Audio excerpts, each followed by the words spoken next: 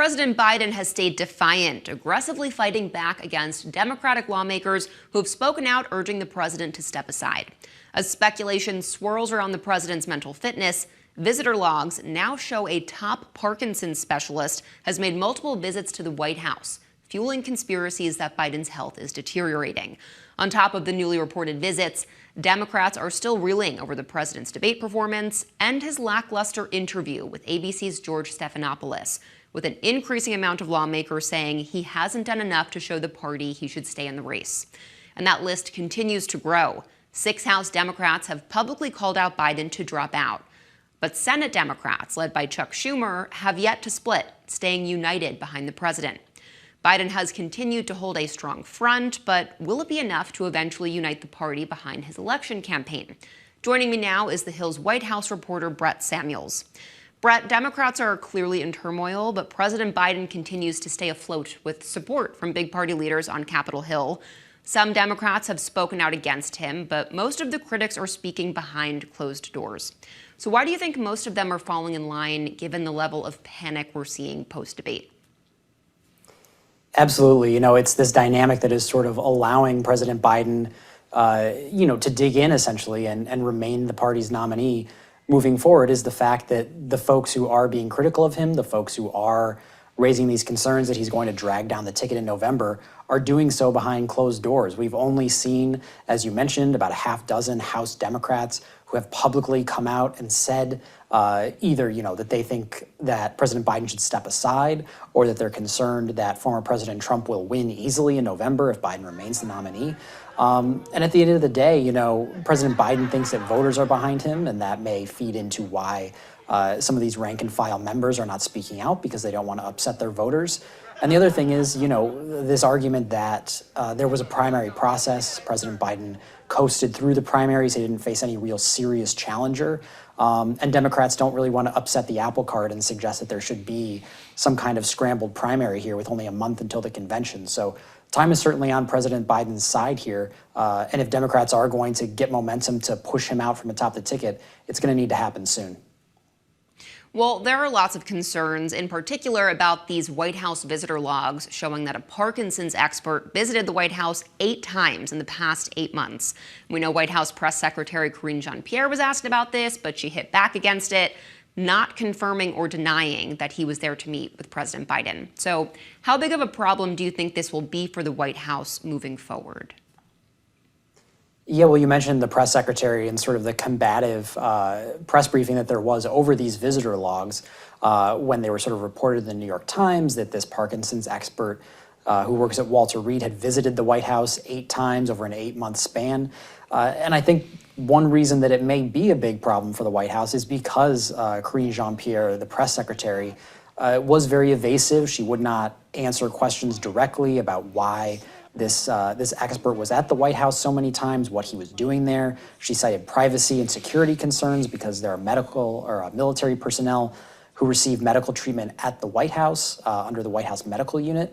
But then the White House put out this letter from President Biden's doctor just hours after that press briefing, trying to clear this up and saying that this Parkinson's expert, Dr. Kevin Cannard, essentially performed the neurological exam during each of Biden's 3 annual physicals while he's in office, and saying that Biden has not seen a neurologist outside of those physicals. So certainly an attempt there from the White House to sort of clear this up, to dismiss any, as you said, sort of conspiracies or rumors floating around about whether Biden is being treated for Parkinson's. The White House has said he's not being treated for Parkinson's. He's not taking any medication for that. But the fact that they were so evasive in the first place, I think, only served to sort of fuel these questions around Biden's health and whether he's up to not just campaigning vigorously against former President Trump, but serving another 4 years in the White House should he be reelected. Yeah, well, despite all of these concerns, Biden refuses to step down. During a call to Morning Joe, he said he's not going anywhere. He also sent a letter to Democratic lawmakers urging them to stand behind him and show him their full support. So what do you think could happen to Democrats that continue to speak out against him from this point on? Or do you think they'll stop altogether now?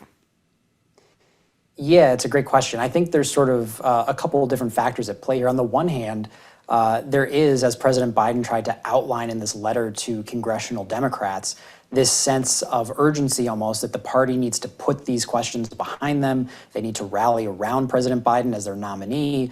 And this idea that any more time spent debating whether he's the right man atop the ticket is time that is not spent attacking former President Trump or campaigning aggressively against former President Trump. So I think there is this sense that, if Biden's not going to step aside, there's no sense in sort of dragging this out and turning it into a big sort of intra-party fight for weeks on end. To your other question about whether Democrats who speak out against him will be hurt by this, I think we might continue to see some Democrats, particularly in competitive House districts, in competitive Senate races, who might continue to distance themselves from President Biden because he's polling so poorly. It may actually benefit them politically to sort of keep their distance from the president, maybe not to outright sort of say he needs to step aside, but to not appear with him in public, to not campaign alongside him. There was a Wisconsin poll that showed President Biden trailing former President Trump by 6 percentage points in Wisconsin. And at the same time, Senator Tammy Baldwin, the Democrat running for re-election there, was up 5 points in her race. So there are some signs that Democrats who may distance themselves from Biden may not actually face many consequences for it. Yeah, it's hard to make to understand all of those numbers. But one thing that was interesting is that CNN anchor Jake Tapper, who moderated that debate, said that Biden did little to reassure voters that he's the man for the job after that Morning Joe interview we just mentioned. What do you think he could do to accomplish that? Is there anything that President Biden could do to convince voters that might be feeling nervous that he is the man for the job and he is mentally fit to keep going for another 4 years? Yeah, certainly. I think that's sort of the biggest question moving forward. We've seen the president in recent days try to sort of get out there more. He held a couple unscripted campaign events in Pennsylvania over the weekend. As you mentioned, he sat for that ABC interview with George Stephanopoulos. He called into Morning Joe for an unscripted interview. He called into a donor call organized by his campaign. He met with Congressional Black Caucus members. So clearly there is a very concerted effort from the White House to put the president out there, to have him talking directly to some of these folks, lawmakers, donors, et cetera, to try to both reassure them and to make clear to them that he's not going anywhere. He's not standing aside willingly as the nominee.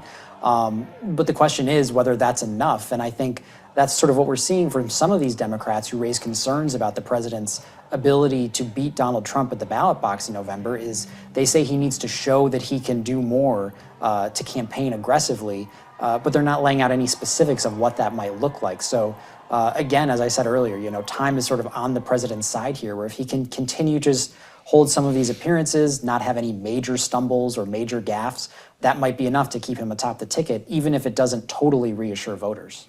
Well, in an interview on Fox News, former President Trump said he believes President Biden will definitely stay in and doesn't want to quit. One thing that I've noticed, though, is that Trump has been noticeably quiet during this time outside of that those interview comments. What do you make of his near silence during this chaotic time for the Biden administration? Yeah, certainly, there's that old saying that when your opponent is hurting themselves, don't step in to save them. And I think that's what the former president and his team are doing here, is they certainly see Democrats are sort of in this circular firing squad about whether President Biden should step aside as a nominee, whether he's a strong enough nominee.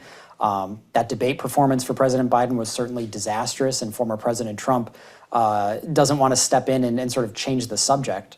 Certainly, former President Trump was originally scheduled to have his sentencing in Manhattan this week, but that was postponed, which was actually a huge gift for the former president because it won't change the subject away from these questions around President Biden's fitness to stay atop the ticket. So, former President Trump, he has a Tuesday night rally in Florida. He has a Saturday night rally in Pennsylvania. And then the Republican convention will begin in Wisconsin next week. So soon enough, the spotlight will shift back to former President Trump. But in the meantime, as you said, he has certainly been, more restrained than usual in making sure this spotlight stays on his opponent. Well, the NATO summit begins today in D.C., and all eyes are very much on President Biden still, who's going to have a solo press conference later this week. What do you think we can expect from that, given everything that's been going on? Yeah, certainly that press conference, which will be on Thursday, will be higher stakes than usual, I think it's fair to say, for President Biden. The NATO summit, certainly there's a lot going on with Ukraine, with China, with making sure the alliance, remains united and committed to protecting Ukraine, for example. But certainly this press conference and whether Biden is fit for office, these questions around his political future, that's what's going to overshadow this whole summit this week in Washington, D.C. So that press conference on Thursday, I think we might see the White House try to make it a little bit longer than we've seen in the past, where he just takes a few questions from a few assigned reporters. I think people will be watching very closely to see what kinds of questions are asked. Note card to sort of help him answer these questions. But certainly the optics of how he performs, whether he has any stumbles, any gaffes, there'll be certainly a microscope on this press conference like maybe there aren't on sort of his other appearances at these summits.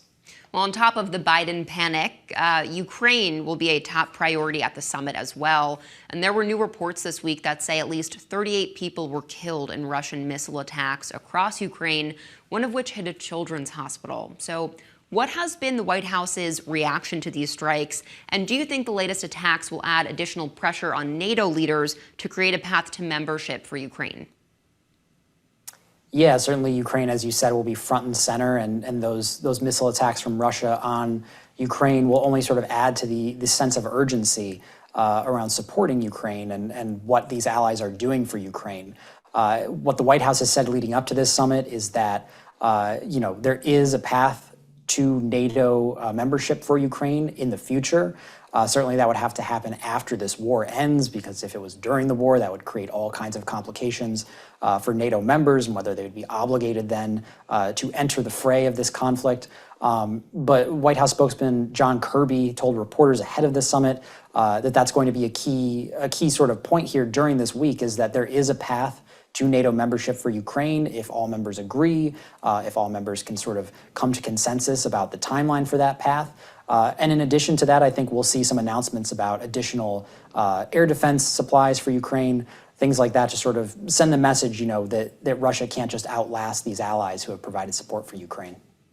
Well, back on the Hill, Senate Majority Leader Chuck Schumer is going to push legislation to strip Trump of immunity granted by the recent Supreme Court ruling. Do you think this bill has any hope of passing? I would not bet on it passing, certainly, if I were a betting man. Democrats seem to, for the most part, be falling in line behind this bill, supporting the gist of the bill, which, as you said, would scale back the immunity that Trump was granted by the Supreme Court to sort of ensure that the former president could be held liable potentially for his conduct around January 6th and around the 2020 election when he tried to remain in power after that. But Republicans, I think it's fair to say, are not going to go for this. It's not going to have the votes they would need to clear the Senate. So it's just sort of, I think, a sort of political messaging tool at this point from the majority leader, Senator Schumer, and Democrats to sort of keep this front and center, this idea of immunity and this idea of holding Trump accountable. Right. Well, we're also just days away from a possible vice president announcement from former President Trump. Who do you think is the most likely candidate at this point? Yeah, it seems from what I've heard from sources that Trump is sort of honed in on these three names that we've been hearing for the last couple of weeks: North Dakota Governor Doug Burgum, Senator J.D. Vance of Ohio, and Senator Marco Rubio of Florida. There has been talk that maybe J.D. Vance's stock has risen a little bit because of the fiasco around President Biden, the drama there, that J.D. Vance would be sort of a future face of the party in Trump's image. And even though he doesn't appeal as much to swing voters, maybe that's not as important now with Biden, sort of self-destructing here. But it does seem Senator Vance, Senator Rubio maybe have a leg up on Governor Burgum at this point. But former President Trump has sort of teased this out. He's teased that maybe he'll even wait until the convention itself next week to make his announcement. Senator Rubio will be with former President Trump during his Florida rally on Tuesday night. So, certainly the former president, known for his showmanship, is going to continue to drag this out and I think make a spectacle of it. But Burgum, Vance, Rubio, it does seem very likely it's going to be one of those three. All right, one of those three. Brett Samuels, White House reporter for The Hill. Thanks so much. Thank you. Satanists in Florida are stepping up to staff school counselor positions. In April, Florida Governor Ron DeSantis signed a law allowing religious chaplains to staff public school positions amidst staffing shortages. Florida is one of a growing list of several states across the U.S. that are passing legislation implementing Christianity into classrooms. Florida Satanists insist nothing in the text of the bill excludes them from participating as religious chaplains in public schools. However, DeSantis has described Satanism as, quote, not a religion, and its members would not be allowed to participate in the program. The Satanic Temple continues to fight back and advocate for freedom of religion in public schools. Johns Hopkins University will soon make its medical school free for nearly all students. Billionaire Michael Bloomberg announced a $1 billion donation to the school, his alma mater, which will cover 100% of tuition for medical students whose families earn less than $300,000 a year. In a press release, the philanthropist and politician said he hopes the donation will help fix the decline in U.S. life expectancy by encouraging students to enroll in medical school and fix a serious shortage of doctors. The donation made through Bloomberg Philanthropies will also cover the cost of living expenses and fees for students whose families earn up to $175,000. Johns Hopkins University has said incoming medical students will receive updated financial aid packages soon. That's today's Daily Debrief. I'm Bianca Facchinei. Be sure to like, share, and subscribe to The Hill's YouTube channel, and come back here soon for the intersection between politics and policy.